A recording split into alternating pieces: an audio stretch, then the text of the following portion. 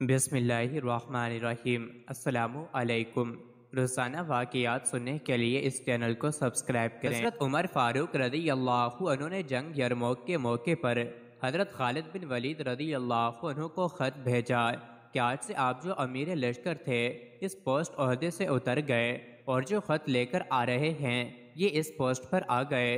اگر آپ میرے پاس واپس آنا چاہتے ہیں تو مدینہ آ جائیں، اور اگر عام فوجی کی طرح لڑنا چاہیں تو آپ کو لڑنے کی اجازت ہے۔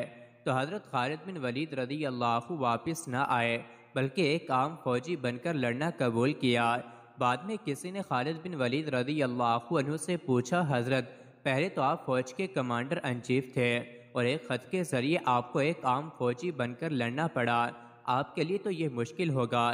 انہوں نے فرمایا کہ میرے لیے کوئی مشکل نہیں تھا، کیونکہ جب میں فوج کا امیر تھا تو اس وقت بھی میں اس مالک کو راضی کرنا چاہتا تھا، اور جب میں ایک سپاہی بن کر لڑا تب بھی میں اسی مالک کو راضی کر رہا تھا۔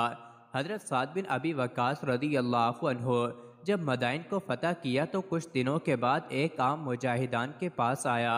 اس نے کوئی چیز کپڑے میں لپیٹی ہوئی تھی، اس نے وہ چیز نکالی اور کہنے لگا، اے امیر انجیش، میں آپ کی خدمت میں یہ امانت دینے کے لیے آیا ہوں۔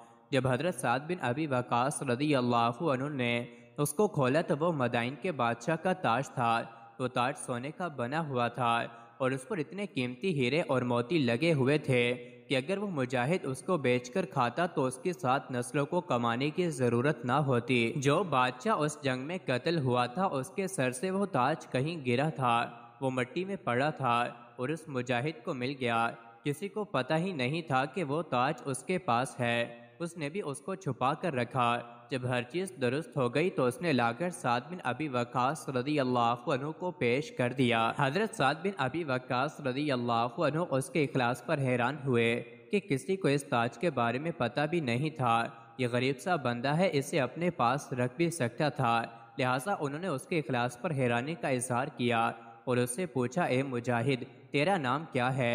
اس سوال پر مجاہد نے اپنا رخ پھیر کر ان کی طرف اپنی پیٹھ کر دی اور کہا کہ جس رب کو راضی کرنے کے لیے میں نے یہ تاج واپس کیا ہے وہ رب میرا نام جانتا ہے۔ یہ کہہ کر وہ ان کے دربار سے باہر چلا گیا۔